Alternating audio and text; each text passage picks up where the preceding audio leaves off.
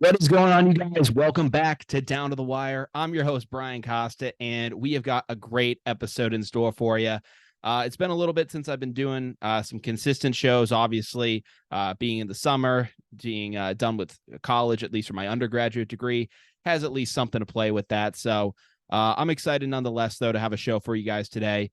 Got a lot to talk about, so we'll be kind of bouncing around on different sports topics. Got some MLB news, got some NBA topics to discuss, and we also have some NFL news, even though it's the off season right now.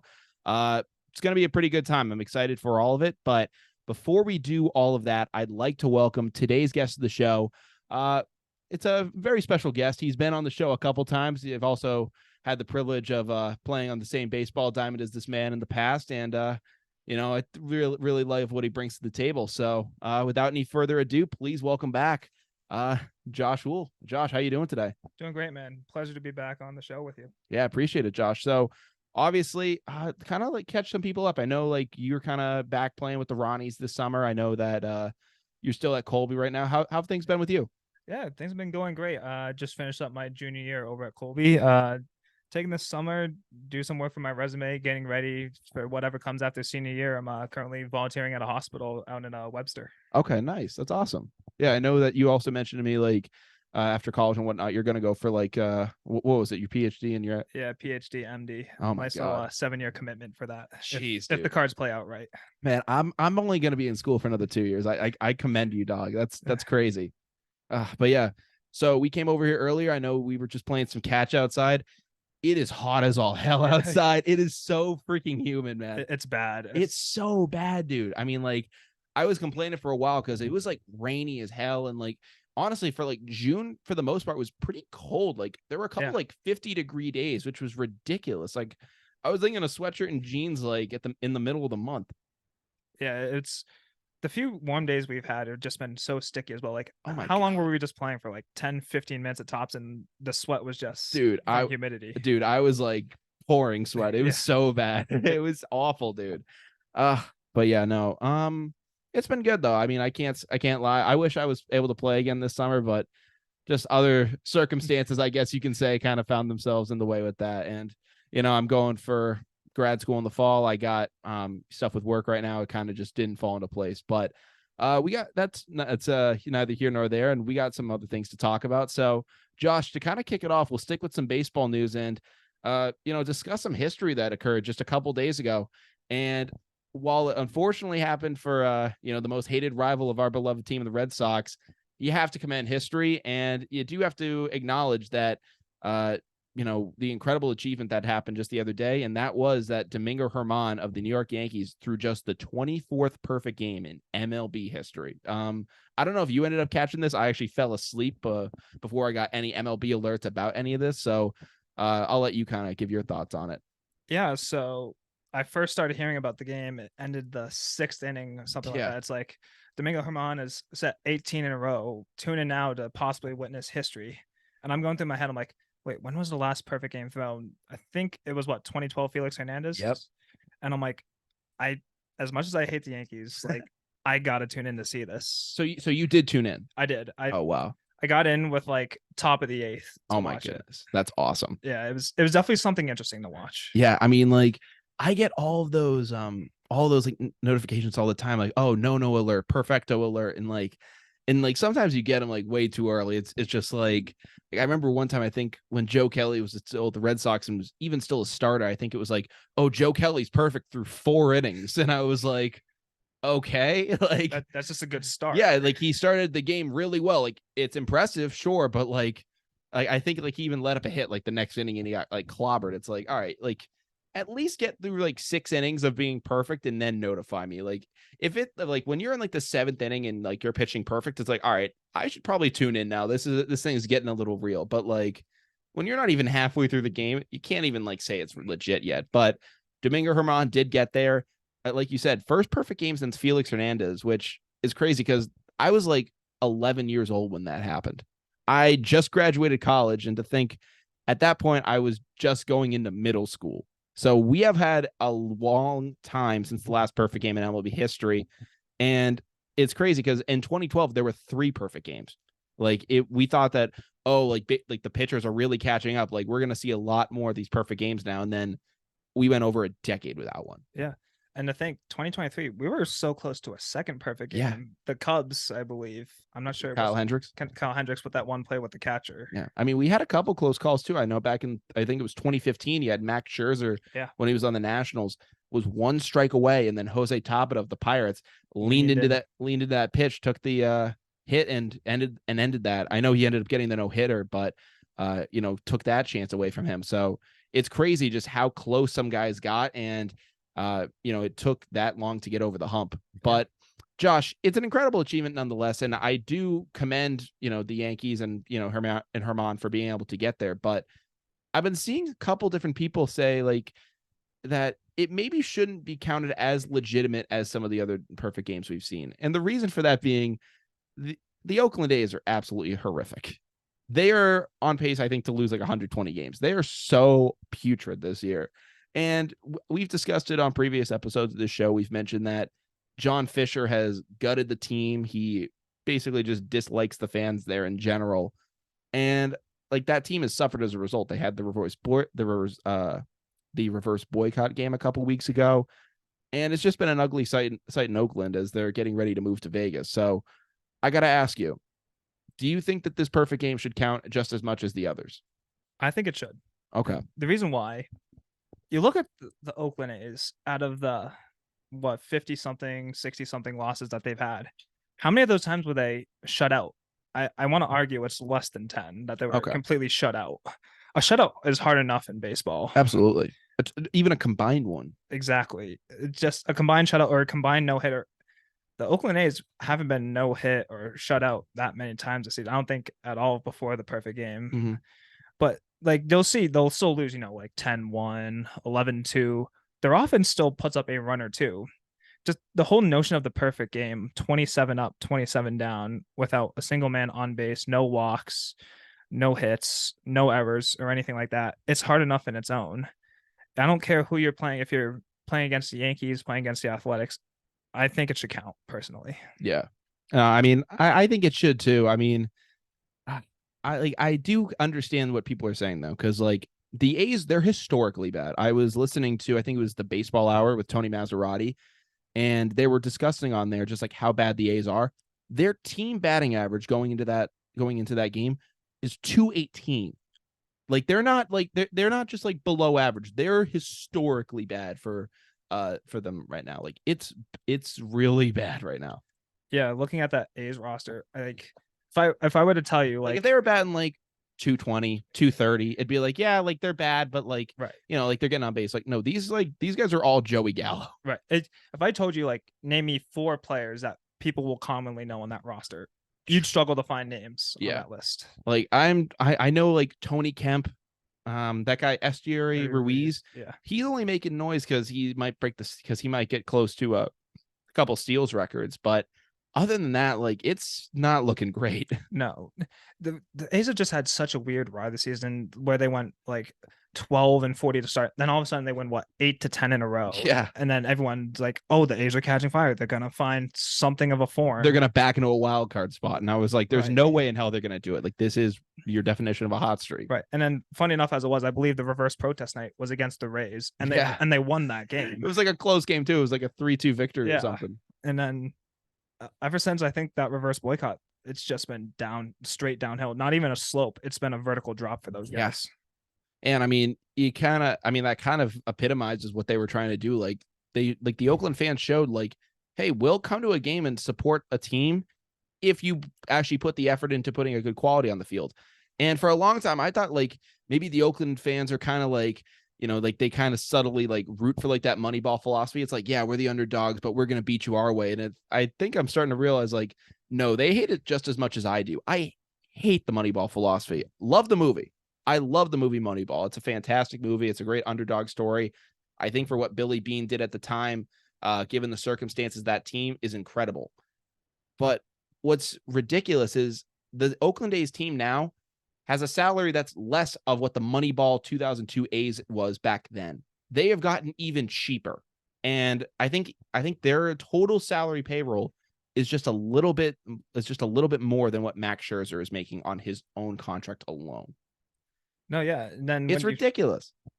When you look up stories on the Athletics too, it's like every couple weeks you'll see it on Instagram of how much that ballpark has fallen apart. Mm-hmm. I believe it was a Mets game I was watching, and they were forced to be crammed into a tiny press box on the foul pole line. Yeah, because there was a possum in the usual visitors, and they couldn't box. find it. It wasn't like, oh yeah, it's in there, we got to clean it out. They didn't know where it was. That just, you see why the Raiders moved out of Oakland. Oh yeah, for how O.co Coliseum, whatever it's called now, just it's getting run down, man. It's sad to see it. I saw Jeff Passan on the Pat McAfee show, and he said that there were talks to condemn that stadium like 20 years ago. And it's not like there were major renovations that like saved it. It just sat there for another 20 years. Like the fact that this building should have been condemned before I was born is just a bad sign all around. And it's still being used. And it's like there are some historic ballparks that I wish I could have like seen, like maybe Tiger Stadium would be one of them. Maybe Ebbets Field, where the Dodgers used to play, Polo Grounds, perhaps. But like the Coliseum just isn't one of those places. It's a wreck. And it's just one of those things that it needs to go. No, I agree with that 100%. As historical as it was, like growing up, probably for like parents of our generation, yeah, and see it.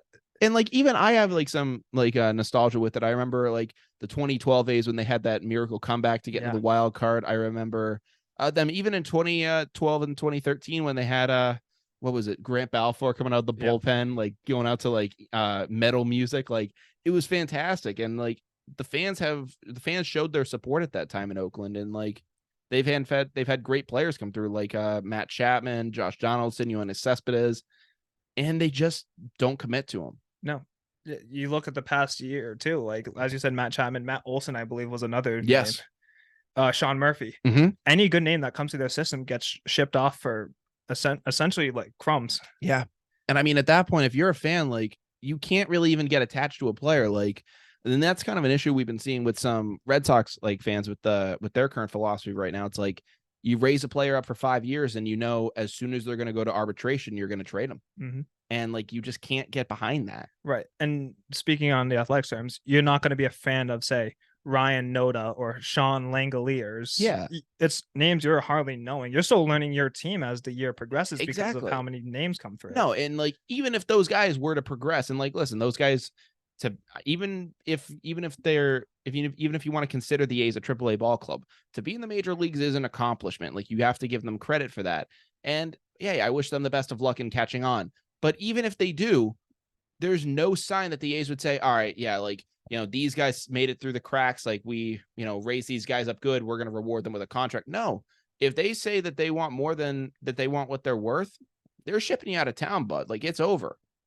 Like that's to the point where it's gotten. And I mean, it is just sad to see like that's just like what John Fisher and this team has done to that city. Like, I know that some people have proposed like, oh, MLB should put in a salary floor and make the owner spend a minimum amount on their team each and every year. And I like the concept of it because it would say like, all right, like, yeah, like you guys would actually have to, be competitive, go out and get certain talent. But what I think would happen instead is if like, say an Oakland situation were to come up, they would just overpay those players just to get to that floor and just stay there. They wouldn't try to go above it. They would just try to get right to the minimum on that floor and nothing else. No, I agree with you that. And another thing I've been seeing like around, it's like take your top 5 college teams in the US, your LSU who just won the national championship in college baseball. Take one of those guys, Vanderbilt or even Florida. Yeah.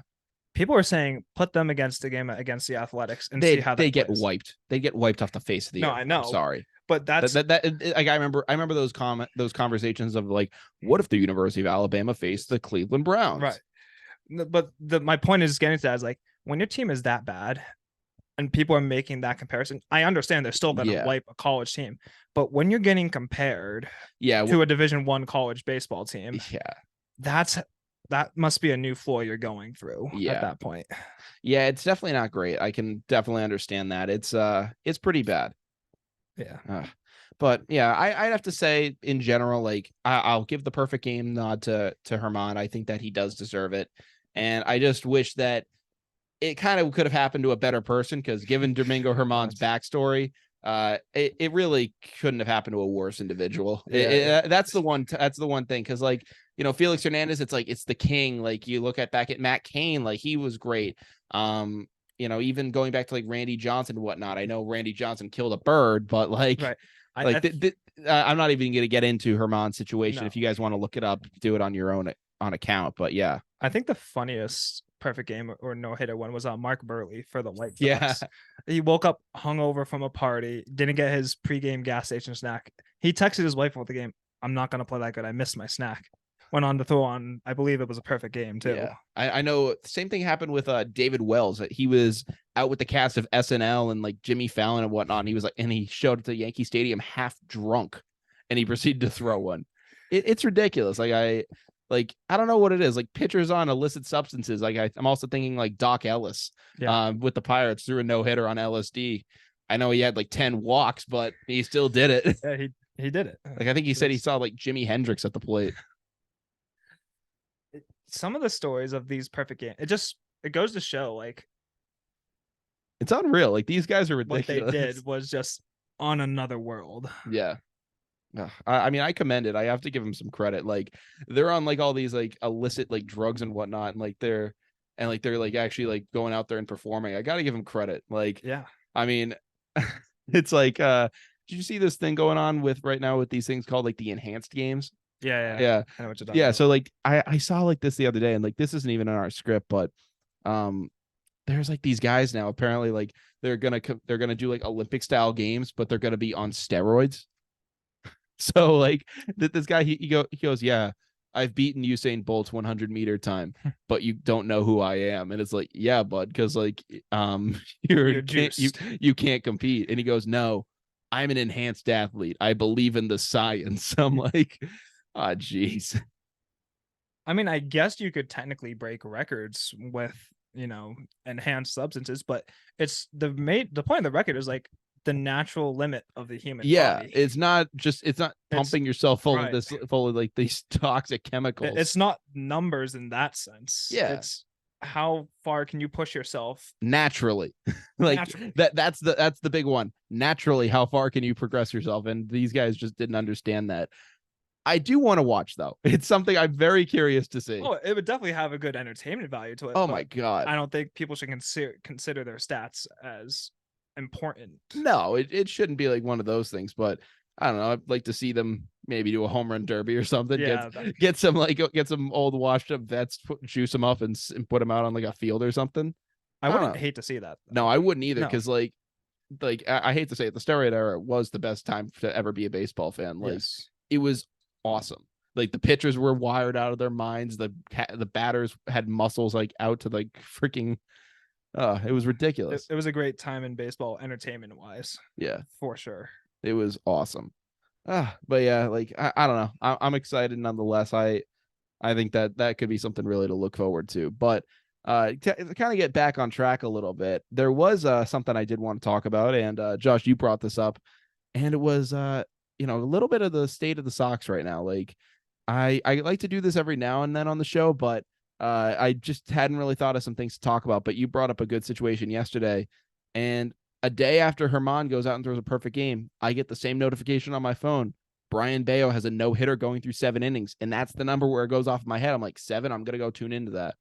And as soon as I go in, he lets up a hit and gets blown up in my face. I'm like, that's why I don't watch no-hitters. That's why. Yeah, just when I was at a Ronnie's game last night, and we got the notification on the bench about that 7th inning. And we're like, oh, wow, Red Sox have a no-hitter going through. Yeah. We go to tune in. This like right at the end of the game, 2-0 Marlins final. Mm-hmm. You're telling me Brian Bayo throws 7 innings of no-hit baseball, and you can't finish the job. You can't even get one run. You get shut out. So like that's the ridiculous part too with this team. Like the worst part about it for me, the Marlins finished that game with more hits than the Red Sox. Yeah. The Red Sox had total 3 hits. Oh, jeez. The Marlins finished with 4. The Marlins only hit in 2 innings. Yeah. And they out hit the Red Sox over 9. Mm-hmm. Just the Red Sox offense the past week and a half or so has been putrid. It's awful, man. Like I'm so done with this team at this point. Like Like people were trying to give me hope going into the season of like, oh yeah, wait for the young kids to come through. They're gonna really spark. And like credit to Brian Bayo, he's legit. Like I think people are saying like he's the best pitching prospect the Red Sox have developed since John Lester, and that's true. I think that he has the potential to, like put up like those like he could be like a young Pedro maybe. Like who knows what he could turn into. He's awesome for us. Right. And you're telling me that you can't get any freaking run support for this kid.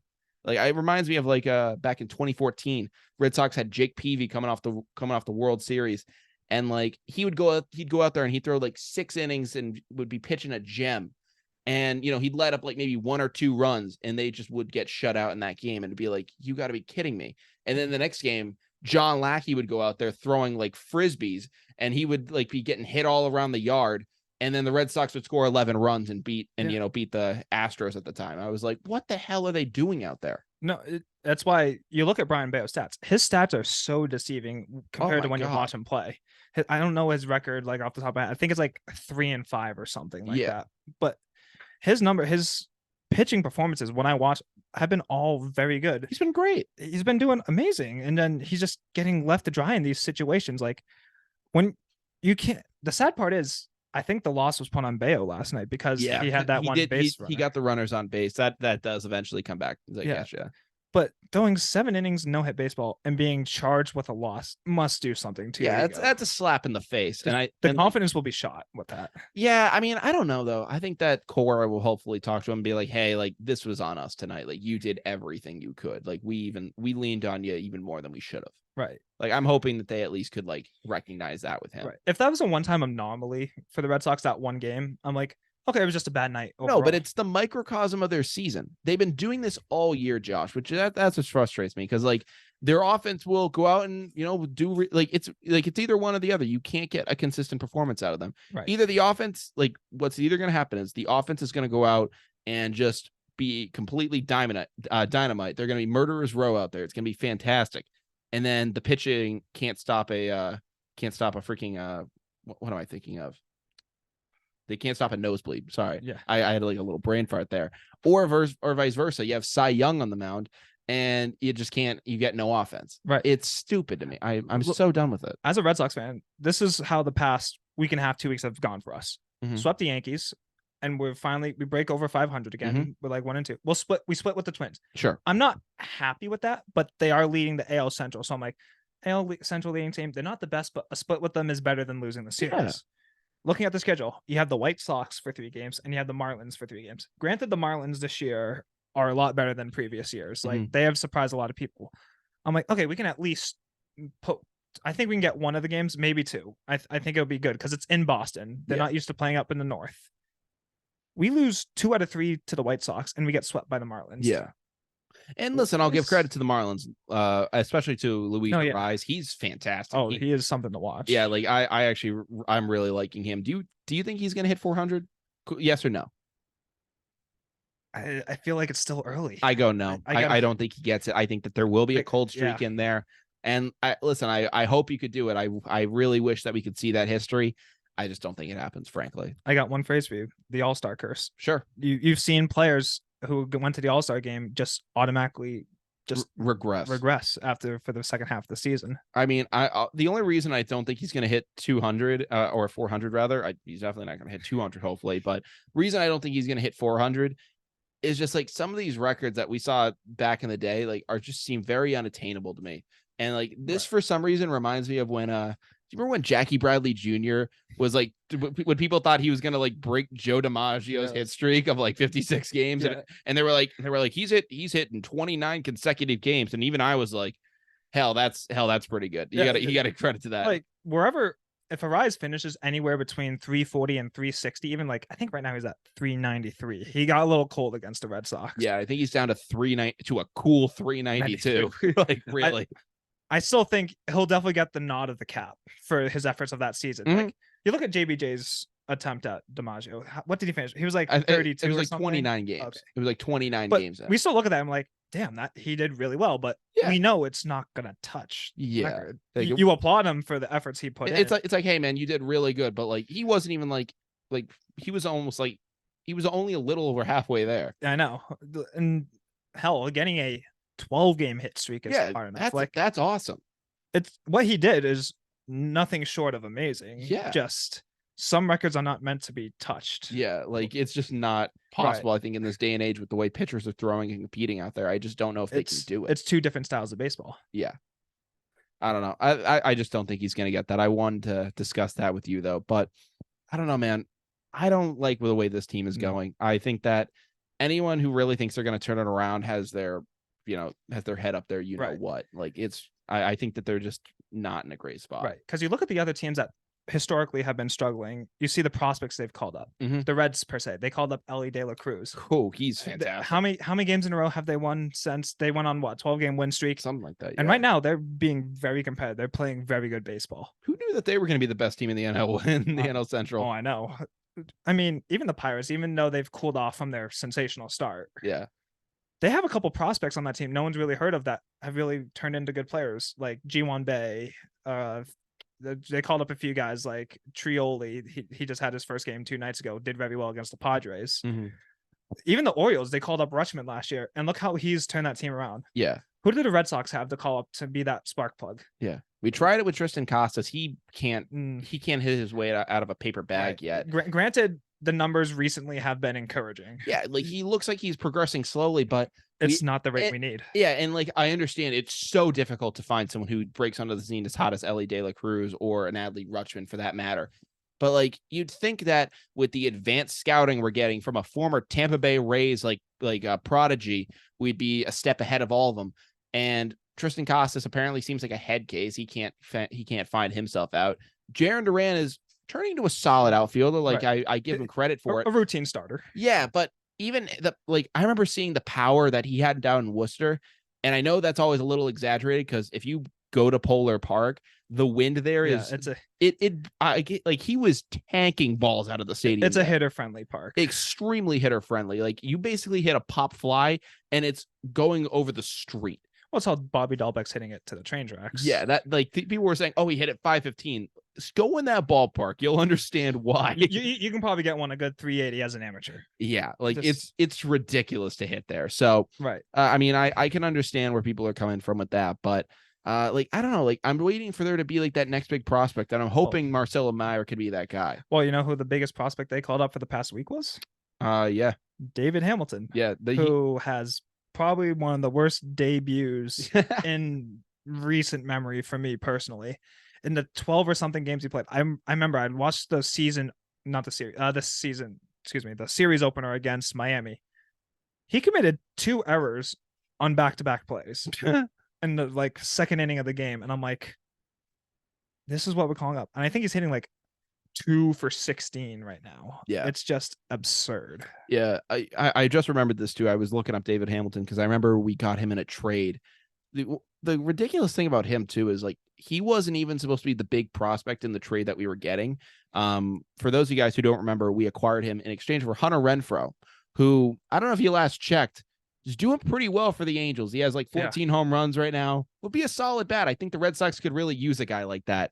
Maybe even a guy like I don't know, JD Martinez, the NL starting DH right now for the All-Star game. So I mean, those would be some great guys. I think the Red Sox should try to target. I don't know about you, Josh. They sound like pretty marketable guys, if you ask me. Yeah, I don't know. I think they would like to play in Boston, but who knows? We traded him, and I think we ended up getting back. It was JBJ. We got David Hamilton, and then the guy that was supposed to be the major prospect of that trade was Alex Benelez. He can't even get out of Double-A right now. He looks like he's actually peaked. So the fact that this is the secondary prospect that's getting to this level for us before the big name. At this point, if we're a Red Sox fan, we got to wait another 4 years before Blaze Jordan's ready or something like that. And who knows how he's even going to turn out, because some people don't know if he's going to be able to catch up to the Double-A pitching.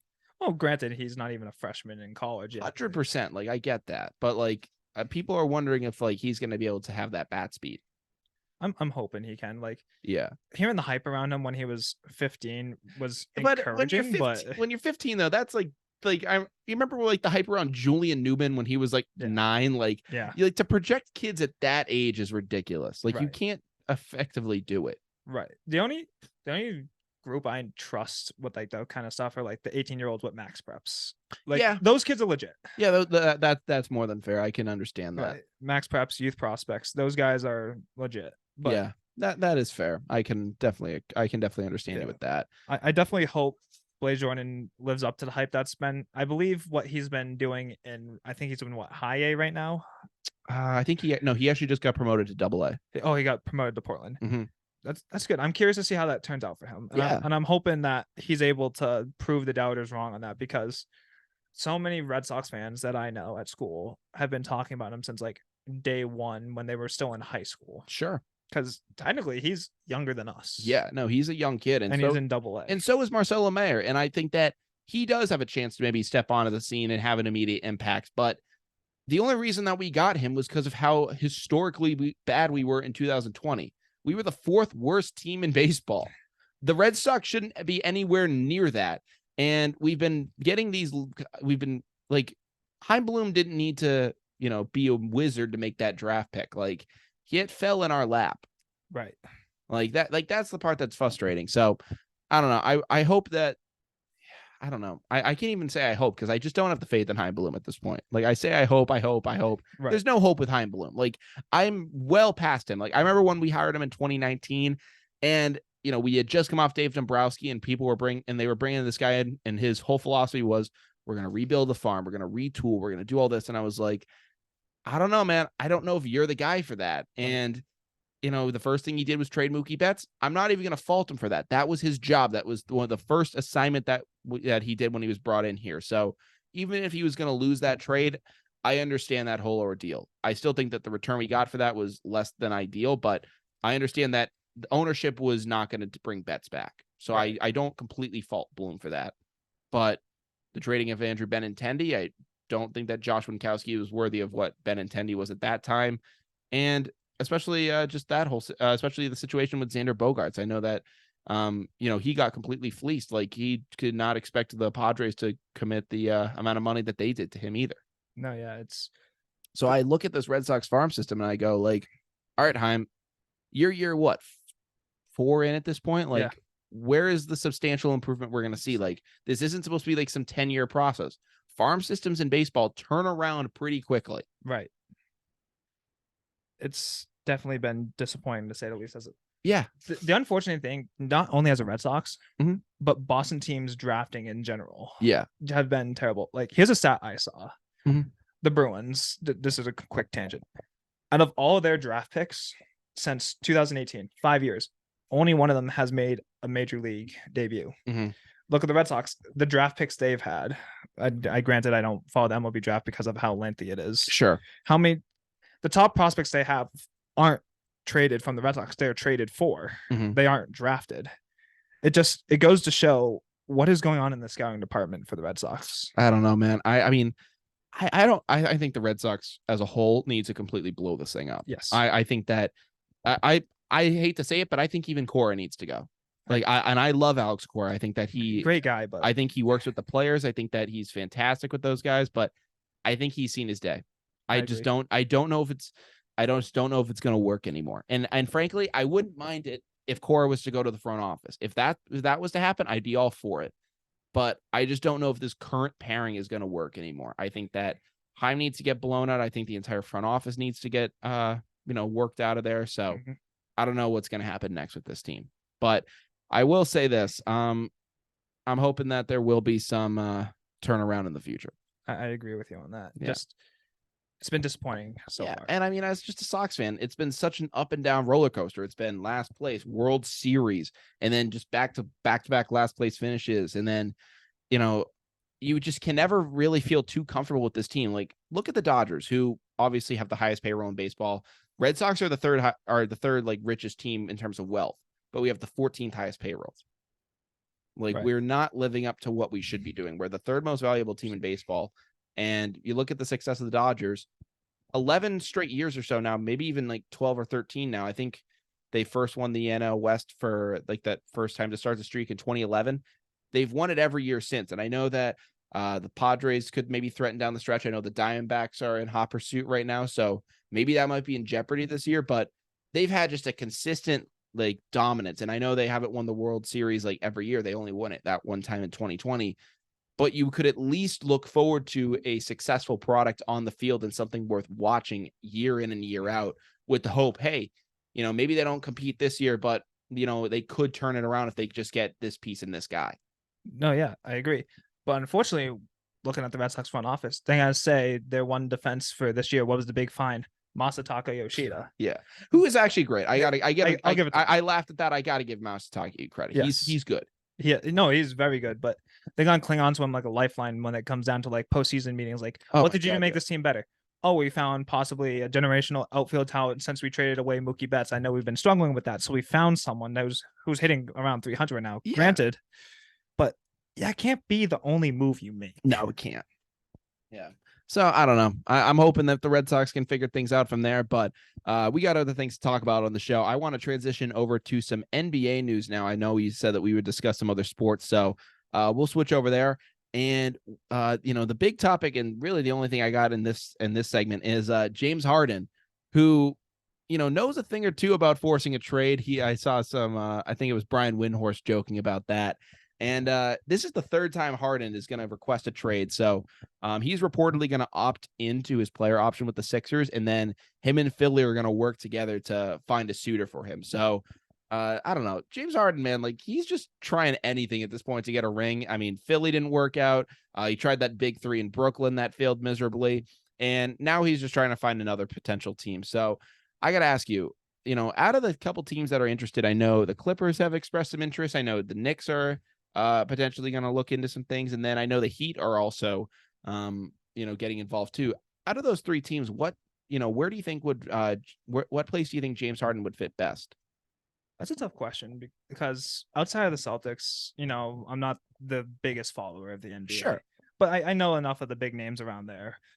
Knowing from James Harden, you look at the teams he's hopped to, it's always been teams when that like the highest peak of their performance. Like, I wouldn't be surprised. Like, I think he'll push for something with the Heat, but I think you said he's with who? The Sixers now? Yeah, Sixers. The Sixers are going to ask for a huge return for trading away a piece. Absolutely. Like him.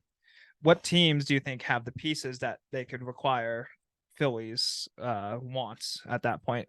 So the way I look at it, I originally thought, he would, go to Miami. And I think that it could work there. I think having him alongside Jimmy Butler, have someone who, is, more consistent from 3-point range. I could see where that would work. And I think that, they would be very successful if they were to do that. But I think the best team deal overall would be for him to go to the Clippers. And I'm just talking about for both sides getting something. So if he was to go to the Clippers, I think they could potentially work out a deal for Paul George to go to Philly, because I know that there are some talks that they might try to break up the duo of Kawhi and PG. I think they'd keep Kawhi, but I think Paul George, who has been doing solid still, like he's still a great talent, but I just don't know if the fit's there in LA. You bring him into Philly, and he essentially could play the role of what people thought Ben Simmons was going to do. He's kind of that bigger presence, kind of can be that wing guy for you to dish and deal with Embiid. And then Harden can go out to LA, and it can be a similar setup to almost what Kawhi had in Toronto, where, we're dealing with guys like Kyle Lowry, Fred VanVleet, and you had like that good shooting point guard. I think that could really work out well for both sides. I think that just matchup wise, they could really tap into what their other star players work with best. No, yeah. Based off what you said, I won't hate that move. No. For Harden. Yeah. I mean, that's like one of those blockbuster trades, right, with superstars getting swapped. So I'm not in on those like inner discussions, but I know there were some talks that PG could get moved. Right. I also know Harden. How much impact is he making? Is it still the same production as we saw back in 2017? So it's not the Houston production anymore, but we saw it in game 1 against the Celtics in the Eastern Conference semis. He torched us. He lit us up without Joel Embiid. And, it still looks like if you give him, the right type of offense, and you give him, the ability to play his game, he can still, give you those spurts every now and then. It's not going to be at the consistency that he was during, his MVP runs and things like that, but he still has the ability to get those numbers. Okay.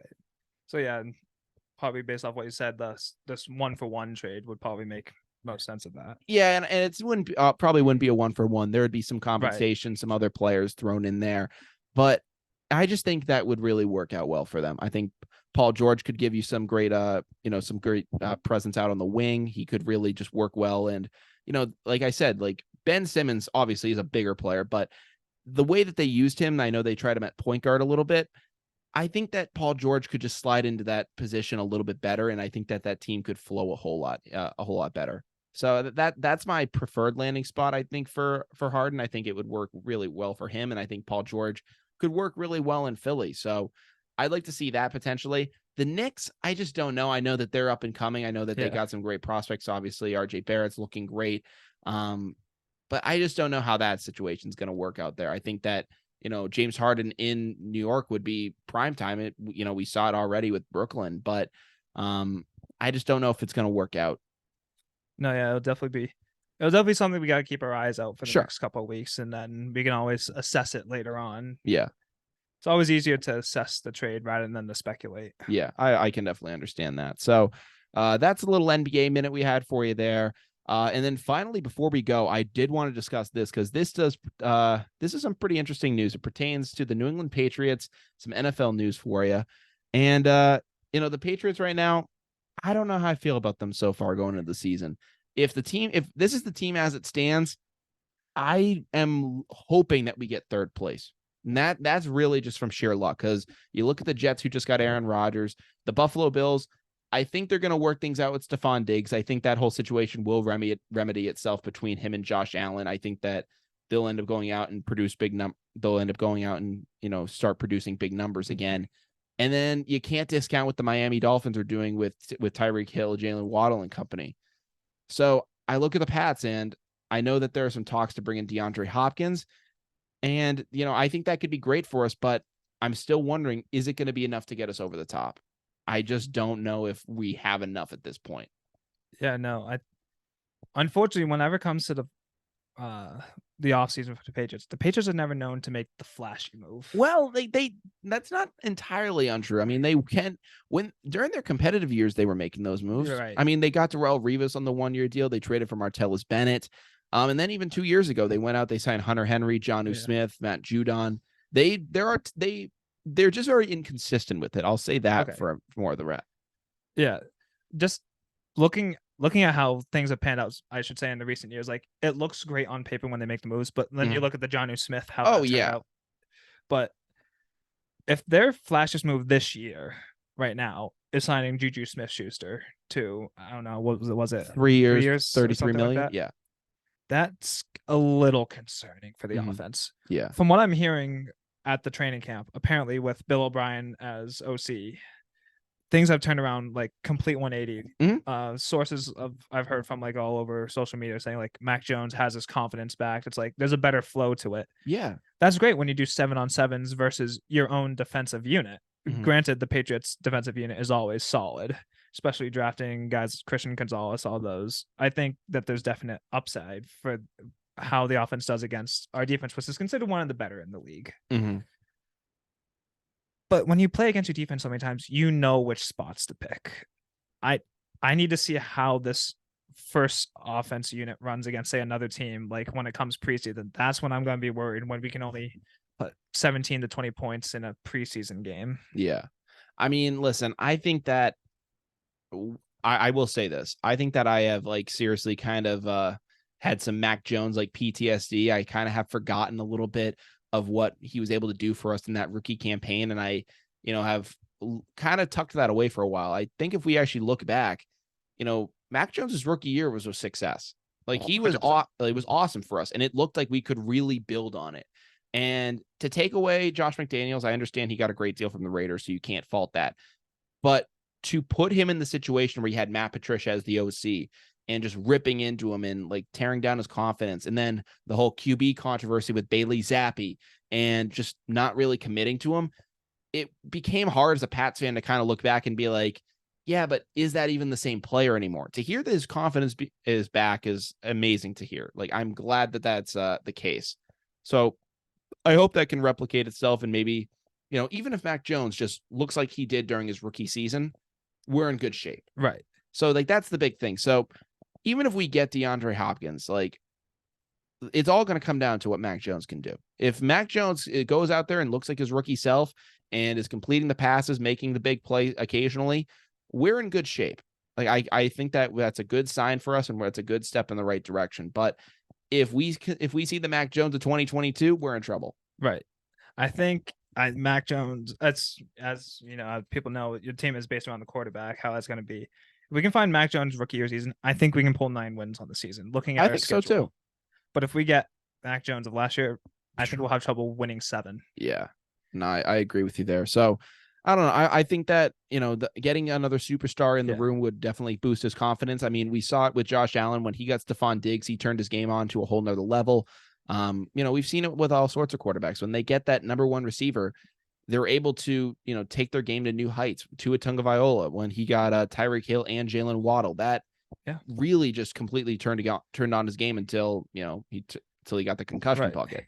Then Kirk Cousins and Justin Jefferson, I think, is definitely another one. Absolutely. So I'm hopeful that could work out for us. So that's one potential move I know the Patriots are interested in. And then another one, which has been really interesting, is you mentioned Minnesota with Kirk Cousins and Justin Jefferson. The other part of that big three was Dalvin Cook. He just got released by the Vikings, and there are some rumblings that the Patriots could potentially be interested in him. So I saw that on apparently the Pat McAfee show posted a video of, I think it was Mike Lombardi, I believe it was. Yeah, if I was to look into like it. That. Yeah. So let me see. Yeah, it was Mike Lombardi saying that the Patriots would be a good fit for Dalvin Cook. And then Dalvin Cook goes on Twitter and retweets that post. And then there was another thing, I guess, where it was a highlight reel of Cook's plays against like Buffalo or just some other teams. And like the tweet said, like, Dalvin Cook, you are a Patriot with a blue heart and a red heart. And he liked the tweet. So he's voicing like, hey, I wouldn't mind playing for you guys. Like, I wouldn't mind, even being a backup behind Ramondre Stevenson in this lineup and, having my role. And I like what Dalvin Cook provided for the Vikings. I think that he's still got at least something left in the tank. Right. He definitely. The only thing that concerns me, his fumble numbers are a little concerning. Mm-hmm. That was a big issue for the Patriots running back last year with Harris and even Stevenson. They both had a lot of fumbling issues. Mm-hmm. If he can get that under control, I'd be more than happy to have him in the backfield. Yeah. The only thing with the Patriots, it seems like, obviously we have always known the Patriots as a running back by committee kind of team. Sure. I never really seen anyone that the Patriots have really went out for in the running back market. It seems like most of the running backs they've had been all homegrown drafted in the past couple of years. So I don't know how they would feel about bringing in like that, supposedly big name in Dalvin Cook. Yeah, I mean, for my opinion, just if the money's right, they'll do it. Right. That's how I feel about it. I think if they think that the money's right, and I don't know if you've been seeing some of the moves they're making. You'd think like, oh, like they just extended Juwan Bentley. Oh, they just extended Devontae Parker. That's going to wipe out any chance we have of getting Hopkins or Cook. No, it actually helps us because we're pushing their money into further years. So it's helping out our cap situation right now. And I think we have like $14 million or so available to spend. Right.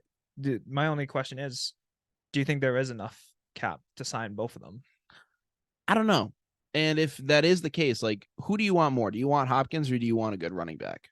I would prefer Hopkins in that case. I would too. The Patriots have a history of successfully drafting running backs. Mm-hmm. And the running backs we have now, I feel like Dalvin Cook would be a good complementary piece to them, but it's not a necessity. Yeah, it's not going to put us over the top. It would just be like an icing on the cake type of thing. Yes. I'd be like, cool, we got Dalvin Cook in the building. This is great. Like, it's just going to help us even that much more. But right.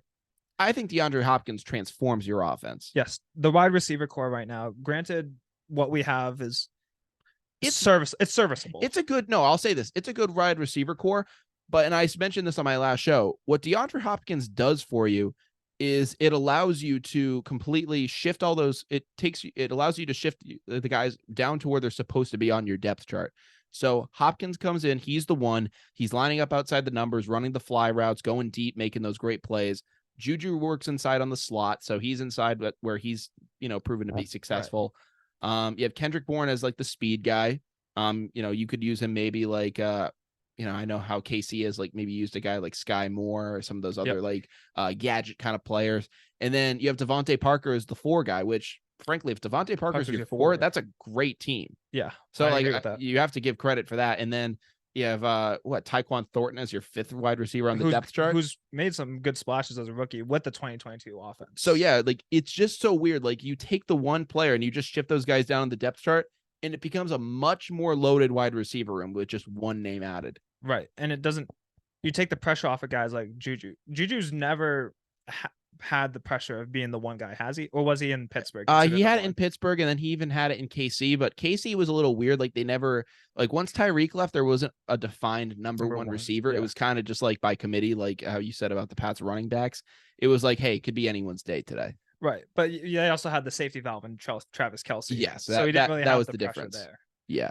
Here, I guess here also the Patriots, if Hunter Henry returns to form as when we signed him, and if Mike Gesicki can be up to what people want out of him, the receivers would also have a little less pressure on them, because last year the Patriots tight ends were historically bad, in my opinion.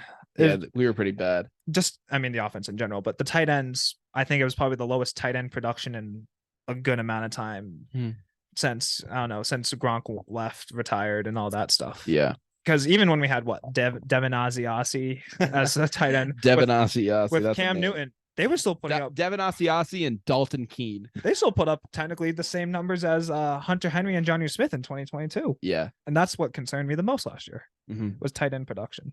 Yeah, so I'm hoping that that's something else Bill O'Brien can work out, because if you remember, that's during his tenure here, that's when we had the duo of Gronk and Hernandez. Obviously, that the second half of that ended in tragedy, but we were able to see a good 2 tight end complementary, work here in the past under O'Brien's offense. So it's more than impossible, I think, that it could work again. My only one concern here, I'll send this to you because you mentioned Bill O'Brien. Do you think the history between O'Brien and Hopkins will affect his thoughts about signing in New England? So I thought about that too, and I even said on this show, there's no way in hell that Hopkins signs as a Pat. But then the reports came out that they've smoothed things over. They're fine with each other, and they would be more than happy to do something like that. So I mean, for Hopkins to take a picture in the Pats locker room and say Familia, with Judon, I think that's more than a clear sign that he'd be willing to put that aside. Right. And I think the thing with Hopkins and even Bill O'Brien, his issue wasn't him as a coach. It was him as a GM. That was the big issue with Bill O'Brien, is he had way too much responsibility. As a coach, he wasn't even that bad. He just didn't have the personnel around him to make it work. But you know why DeAndre Hopkins was mad at Bill O'Brien, right? It wasn't just the trade. So I looked into it, and apparently I think I heard this on Sports Talk Radio, and then I also read a couple articles on it. And Hopkins, apparently O'Brien thought he was acting out, so he called him into a meeting, and he said to him in this meeting, I've only had to have this type of talk with a player one time, and that player was Aaron Hernandez. Which at that point I understand where you'd be mad. Yeah. I to throw that in that. Yeah, that would do it for me. I'd be like, you're comparing me to who now? The guy that unalived a couple people. Yeah. It was not so kind to some people. Yeah. You're comparing me to that guy. So it wasn't just the fact that he traded him away or worked him hard in practice. Yeah. To put you in the same light as that guy is one hell of that takes some guts to do there. I'm glad you say though that they smooth things over, that they won't let that affect his signing where he would go. And I'm hoping he holds to that, because as we were just saying, putting him on the New England receiving court is a huge boost for that offense. Yeah, I got to agree with you there. So, I mean, so that was an alleged kind of thing that there were some rumors about, talking about is, Michael Irvin said that Bill O'Brien compared DeAndre Hopkins to Aaron Hernandez. So, I don't know if there was ever denied or anything, but yeah, that was apparently one of the things that caused that rift. Right. Which is crazy. So I don't know. It's weird. I just don't know. My brother said that he thinks the Pats could maybe finish in second place. And I'm like, but who are you knocking off at that point? In my opinion, it's not going to be Buffalo. I could understand maybe the Jets. It just doesn't work out with Aaron Rodgers.